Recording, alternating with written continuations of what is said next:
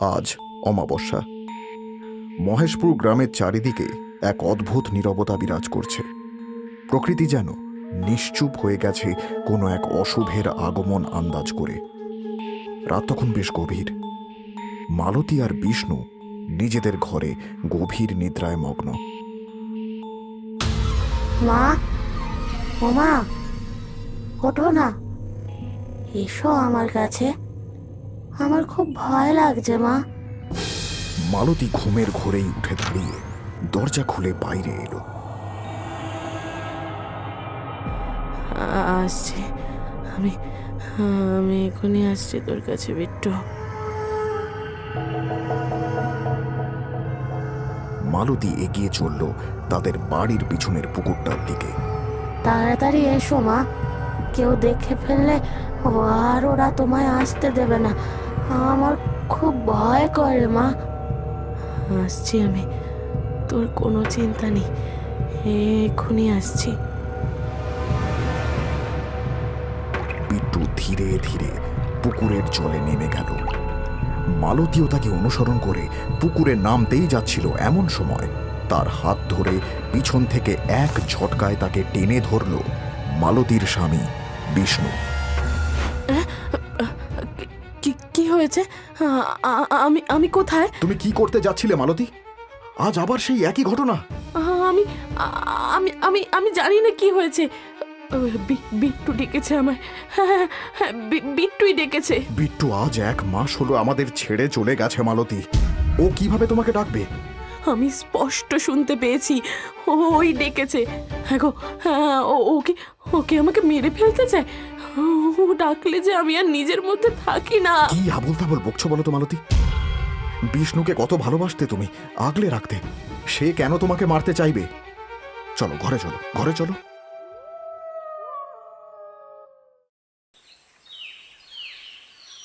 না রে, কিছুতেই কিছু হলো না। সব রকমের চেষ্টাই তো করে ফেললাম, দেহবন্ধন, গৃহবন্ধন সবই তো করেছি, কিন্তু কিছুই ওকে আটকাতে পারছে না। কিন্তু ওর মায়ের সঙ্গে এমন করছে কেন? কেন নিয়ে যেতে চাইছে ওকে? ওর মা যে ওকে নিজের প্রাণের চেয়েও বেশি ভালোবাসতো। দেখ, এটা দুটো কারণে হতে পারে। প্রথম, মা ছেলের একে অপরের প্রতি মায়ার বন্ধন অত্যন্ত দৃঢ় হলে তাকে আটকানো অসম্ভব। আর একটা কি? আর একটা হলো, যদি বিট্টুর তার মায়ের প্রতি কোনো কারণে তীব্র আক্রোশ থেকে থাকে, তবে না না, আক্রোশ কেন থাকবে? কোনো আক্রোশ নেই, মায়ার জন্যই এমন হচ্ছে। বুঝলাম, তবে মায়া তোকে ত্যাগ করতে হবে মালতী। একে তুই সন্তান সম্ভবা, এই সময় মেয়েদের রাশ হালকা থাকে, যে কোনো অশুভ শক্তি তাকে কাছে টেনে নিতে পারে সহজেই। তার উপরে তো তোর ছেলে অপঘাতে মৃত্যু, তোকে ওকে ভুলতেই হবে। তাহলে যদি কিছু হয়, আমি তোর মা, কি করে ভুলি ওকে বলুন তো? কিন্তু আমার আরেক সন্তানের জন্য তো আমাকে বেঁচে থাকতেই হবে, নয়তো আমি চলেই যেতাম ওর সাথে। আচ্ছা, আমরা এই জায়গা জমি সব বিক্রি করে চলে গেলে হয় না? এ আমার এতদিনের পূর্বপুরুষের ভিটে, এভাবে সব বিক্রি করে চলে যাওয়া যায় নাকি? তাছাড়া যাবই বা কোথায়? সে আমার সব ব্যবস্থা করা আছে, তুমি যাবে কিনা বলো, নয়তো আমিই চলে যাচ্ছি। ব্যবস্থা করা আছে মানে? ঠিক আছে বাবা, তোরা নিজেদের মধ্যে আলোচনা করে যেটা ভালো মনে হয় সেটা কর। আমি তো কিছু করতে পারলাম না, তবে আমার যতটুকু বিদ্যে তাতে আমি বলতে পারি, তোরা পৃথিবীর যে প্রান্তেই যাস না কেন, ও তোদের সাথেই থাকবে। হাসি রে। এদিকে মালতী নিজের স্বামীকে বুঝিয়ে সেদিনই লোক জোগাড় করে বাড়ি জমি সমস্ত বিক্রি করে মোটা টাকা নিয়ে এসে ওঠে নিজের বাপের বাড়িতে। মালতীর বাড়িতে থাকার মধ্যে আছে কেবল তার মা এবং এক ছোট ভাই। সেদিন বেশ রাত করে মালতী আর তার স্বামী তাদের বাপের বাড়ির দরজায় এসে দাঁড়ালো। কি বাবা জীবন, মালতী, তোমরা আগে তো কোনো খবর পাঠাসনি? তাছাড়া এত রাতে কোনো বিপদ আপদ হয়নি তো আবার? নিজের বাড়িতে আসতে গেলে এখন খবর দিতে হবে নাকি মা? আর দেখেছো তো আমার শরীরের এই অবস্থা, ওদিকে এত জিনিসপত্র, এই নিয়ে বাইরে দাঁড় করিয়ে এই প্রশ্ন করে যাবে? ভেতরে ঢুকতে বলবে না? এ মা, ছি ছি, কি যে বললিস! আয় মা, ভেতরে আয়। এসো বাবা জীবন, এসো এসো। মালতী, তুমি ভিতরে যাও, আমি জিনিসপত্রগুলো নিয়ে আসছি। আরে তুমি এসো তো, ওগুলো আমার ভাই নিয়ে আসবে। এই ভাই, জিনিসগুলো নিয়ে আয়। মালতী, এখনো সময় আছে। আজ রাতটা এখানে থেকে চলো আমরা অন্য কোনো গ্রামে গিয়ে থাকি। কেন বলো তো? এখানে থাকতে কি সমস্যা তোমার? আরে যতই হোক, এটা আমার শ্বশুর বাড়ি। জামাই হয়ে শ্বশুর বাড়িতে থাকাটা ভালো দেখায় না। 5 জনে 5 কথা বলবে। কে কি বললো ওতে আমার বইই গেল। এটা বুঝে আমার বাড়ি নয়? সেসব ঠিক আছে, কিন্তু এটা তো তোমার ভাইয়েরও বাড়ি। আজ বাদে কাল তার বিয়ে হবে, বউ আসবে, তখন কি করে এ বাড়িতে থাকতে দেবে আমাদের? থাকতে দেবে না মানে? এ বাড়ি যতটা আমার ভাইয়ের ততটাই আমাদের। এই সম্পত্তিতে আমারও ভাগ আছে, বুঝলে? কিন্তু আরে রাখো তো তোমার কিন্তু, আমার খুব খিদে পেয়েছে। ওমা, আমরা কি না খেয়ে শুয়ে পড়বো নাকি? না না, খাবার তৈরি হয়ে গেছে। বাবার জীবনকে নিয়ে ঘরে আয়, আমি সব গুছিয়ে দিচ্ছি।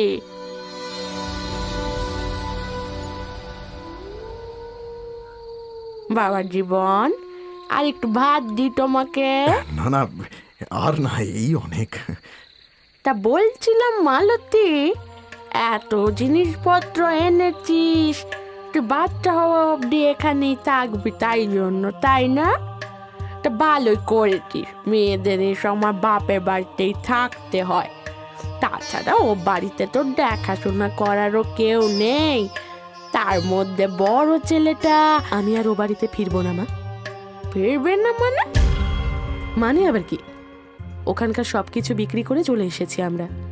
এখন থেকে আমি আর তোমার জামাই এখানেই থাকবো। ও মা, সে কি রে, সব বিক্রি করলি কেন? সে অনেক কথা, তোমাকে পরে বলবো। আর আমরা এখানে থাকলে তোমার আপত্তি আছে নাকি? না না, আপত্তি কিসের, কি যে বলিস! তবে জামাই বাবা জীবনের ব্যবসাটা না, মানে আমাদের অবস্থা তো জানিসই। উনি আপনি ভাববেন না মা, আমি আপনার মেয়ের কথা এখানে থাকতে এসেছি ঠিকই, কিন্তু আপনাদের ঘাড়ে চেপে বসে থাকবো না। ওখানকার জমি জমা বিক্রি করে যা টাকা পেয়েছি তা নিয়ে এখানে আমি আমার ব্যবসাটা শুরু করব। ভাবছি কালই এখানকার বাজারে একটা দোকান দেখে কিনে নেব, আপনাদের কোনো অসুবিধা হবে না।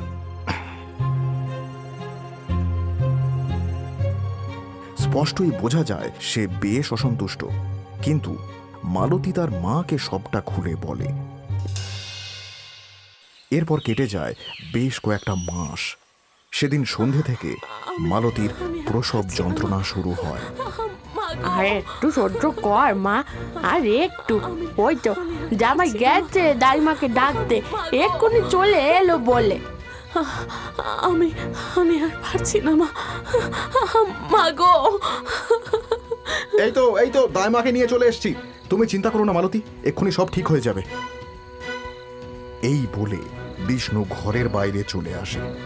কিছুক্ষণ পরেই ঘরের ভেতর থেকে শোনা যায় বাচ্চার কান্নার আওয়াজ।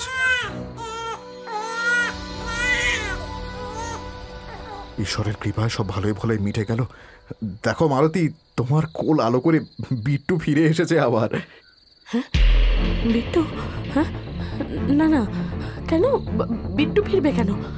না, ও বিট্টু নয়, ও বিট্টু নয়, ও খোকা, আমার খোকা, আমার খোকা। বাবার জীবন, এখন আর পুরনো কথা তুলো না।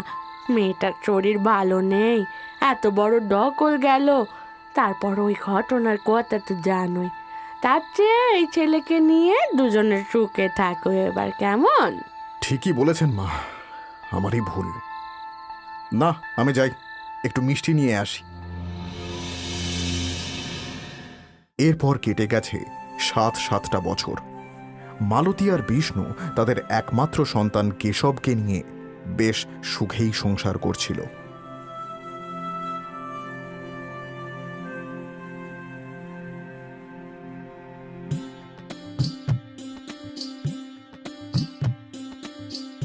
কেশব, ওঠ বাবা, কত বেলা হয়ে গেছে দেখেছিস?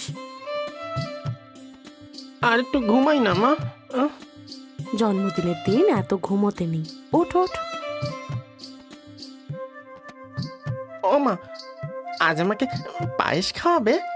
হ্যাঁ, খাওয়াবো তো সোনা, শুধু তোকে না, তোর বন্ধুদেরও খাওয়াবো। সত্যি বলছো? হ্যাঁ বাবা, সত্যি।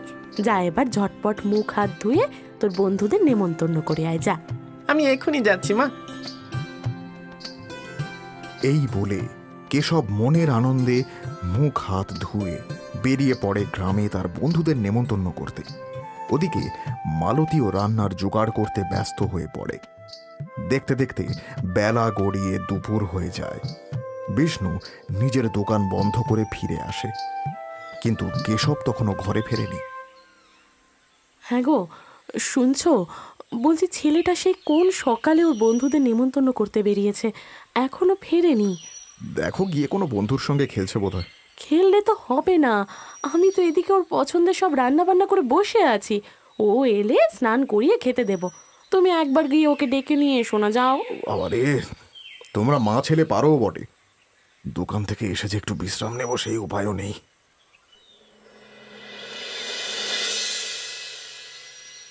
গজগজ করতে করতে বাড়ি থেকে বেরিয়ে যায় বিষ্ণু কেশবকে খুঁজতে। একে একে কেশবের সমস্ত বন্ধুর বাড়িতে খোঁজ নিয়ে নেয় সে, কিন্তু কেশব কোথাও নেই। কেউ দেখেনি কেশবকে। লোকজন নিয়ে তন্ন তন্ন করে গোটা গ্রাম চষে ফেলে বিষ্ণু, কিন্তু কেশব যেন কর্পূরের মতন উবে গেছে। মালতী কান্নাকাটি শুরু করে দেয়। হে ভগবান, কোথায় গেল আমার ছেলেটা? আজ জন্মদিনের দিনে এ কি অঘটন ঘটলো গো। তুমি এভাবে কেঁদো না মালতী, কিচ্ছু হয়নি আমাদের ছেলের, ওকে ঠিক খুঁজে পাওয়া যাবে। দেখো আমরা সবাই চেষ্টা করছি তো। ওগো, তুমি যেখান থেকে পারো আমার কেশবকে আমার কাছে এনে দাও। ও কেশব, কোথায় গেলি বাবা তুই? ফিরে আয়। এই সময় বিজয়া ওই গ্রামের উপর দিয়েই যাচ্ছিলেন তার এক শিষ্যের বাড়িতে। হঠাৎ রাস্তার পাশে এক বাড়ি থেকে কান্নাকাটির আওয়াজ শুনে উঁকি মারতেই বিষ্ণু ও মালতীকে চিনতে পারেন উনি। বিষ্ণু ও বিজয়াকে এখানে দেখে চমকে ওঠে। হে কি মা, আপনি এখানে? আমারও তো একই প্রশ্ন, তোরা এখানে কি করছিস? আর মালতী এভাবে কাঁদছে কেন? আর কি বলবো মা, আমাদের কপালটাই পোড়া। এটা আমার শ্বশুর বাড়ি। বিট্টুর ঘটনাটার পরে আমরা এখানেই এসে উঠি। মালতীর কোল আলো করে জন্ম নেয় আমাদের সন্তান কেশব। এতগুলো বছর আমরা সবাই বেশ ভালোই ছিলাম জানেন তো। আজ কেশবের 7 বছরের জন্মদিন, আর আজ সকাল থেকে ওকে আমরা খুঁজে পাচ্ছি না। পুরো গ্রাম খোঁজা হয়ে গেছে। ঠিক যেমন ভাবে আজ থেকে 7 বছর আগে নিজের 7ম জন্মদিনে বিট্টুকে পাওয়া যাচ্ছিল না। মানে কি বলছেন কি আপনি মা? আমি ঠিকই বলছি।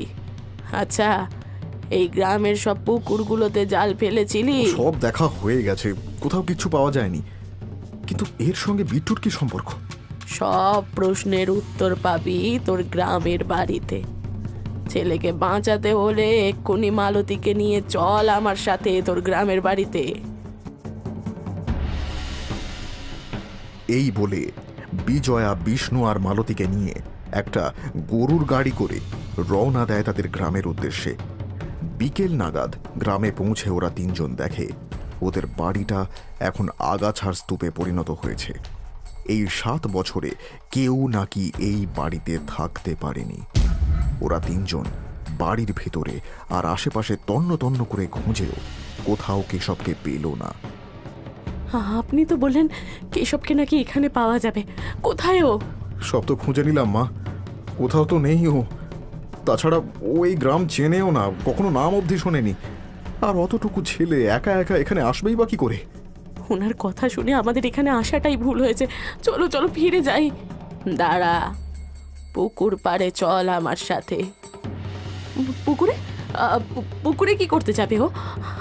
আর আমি যাব না ওই পুকুরে। কেশবকে পেতে হলে চল এক্ষুনি, হাতে সময় বেশি নেই। এই বলে বিজয়া হাঁটা দেয় বাড়ির পিছনের পুকুরটার দিকে। পুকুরের কাছাকাছি এসে ওরা অবাক হয়ে যায়। ঘাটের শেষ সিঁড়িতে বসে আছে কেশব। হাত নেড়ে নেড়ে একা একাই কথা বলছে সে। একা একাই কি, নাকি ওদের আসতে দেখে কেউ একটা পুকুরে টুপ করে ডুবে গেল না? কেশব, কেশব তুই এখানে কিভাবে এলি বাবা? হ্যাঁ, ওই তো দাদা নিয়ে এলো। এ কি, দাদা দাদা কোথায় গেল? এখনই তো এখানে ছিল। দাদা? কোন দাদা? আর সে কিভাবে কখন নিয়ে এলো তোকে? আমি তো চিনি না বাবা। আমি সকালে বাড়ি থেকে বেরোলাম, বন্ধুদের নেমন্তন্ন করলাম, তারপর তারপর আমার আর কিছু মনে পড়ছে না। তোর কোনো দাদা নেই, চল এখান থেকে।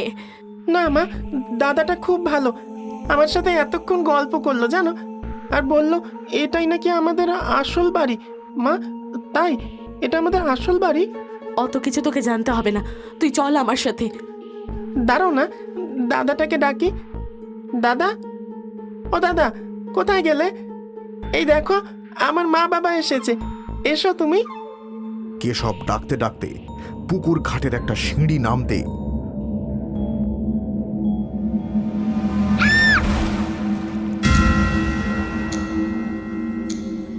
কেশব!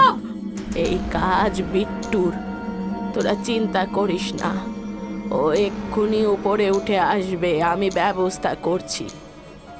ওম হ্রিং ক্রিং বজ্রকাল্যৈ চামুণ্ডায় নমঃ। বিজয়া বিড়বিড় করে মন্ত্র পড়তেই জলের মধ্যে থেকে ভেসে ওঠে একটি বাচ্চা ছেলে। কেশব! বিট্টু, বাবা তুই? কেশবকে ছেড়ে দে বিট্টু, কেশবকে ছেড়ে দে। বিট্টু, কেশব তোমার ভাই, কেন তুমি ওকে এমন করছো?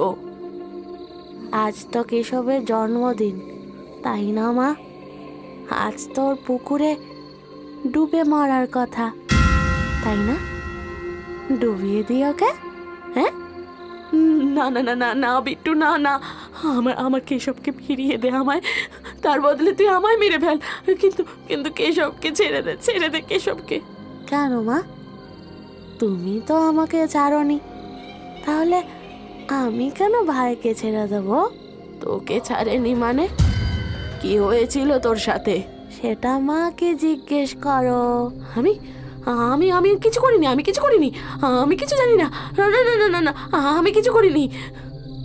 বেশ, তাহলে আমি ভাইকে নিয়ে যাচ্ছি মা। হ্যাঁ, এই বলে বিট্টু কেশবকে নিয়ে জলের তলায় ডুব দিতে যাবে, এমন সময় মালতী চিৎকার করে ওঠে। না না না না, আমি বলছি তুই কেশবকে কিচ্ছু করিস না। কি বলবে মালতী তুমি? হ্যাঁ, কি বলবে? বিট্টুর মৃত্যুর জন্য আমি দায়ী। মানে কি বলছো কি তুমি?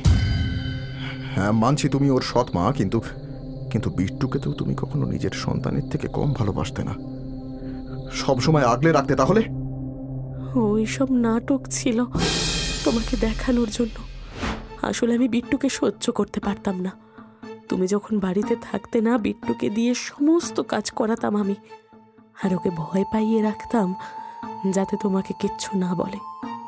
এরপর আমি যখন সন্তান সম্ভবা হলাম, তখন মনে হতে লাগলো যে তোমার এত সম্পত্তি, টাকা, সবকিছু আমার সন্তান একা ভোগ করতে পারবে না, বিট্টুকে ভাগ দিতে হবে। কিন্তু সেটা তো করা যাবে না, তাই মনে মনে একটা ষড়যন্ত্র করলাম।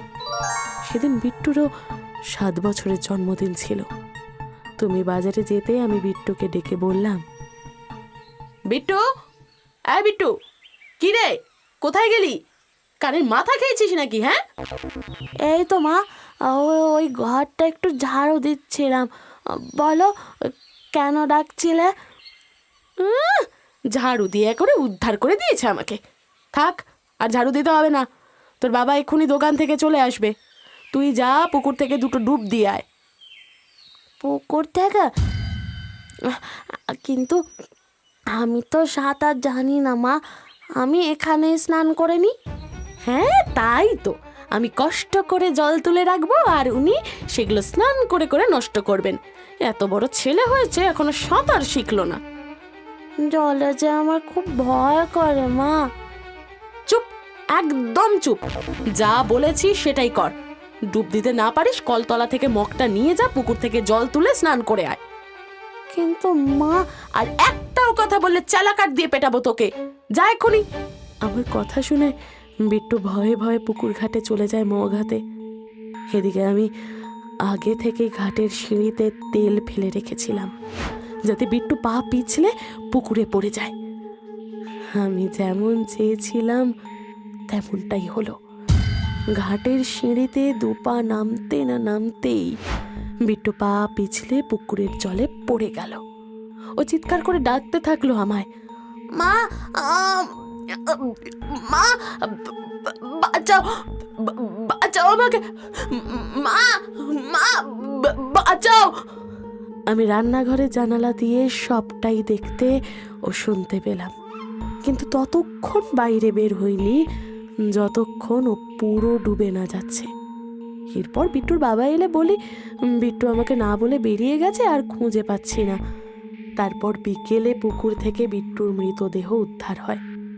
এরপর তো সব ঘটনা তোমরা জানোই। ছি ছি ছি ছি ছি ছি মালতী, আমি কল্পনা করতে পারিনি আমার ছেলেটা তোমার কাছে এতটাই অসহ্য হয়ে উঠেছিল। আমাকে বলতে পারতে, আমি ওকে নিয়ে অন্য কোথাও চলে যেতাম। অন্তত ছেলেটা তো বেঁচে থাকতো আমার। কেন মারলি ওকে, কেন? আমার আমার ভুল হয়ে গেছে। আমি লোভে অন্ধ হয়ে গিয়েছিলাম। আমাকে ক্ষমা করে দাও তোমরা, আমাকে ক্ষমা করে দাও।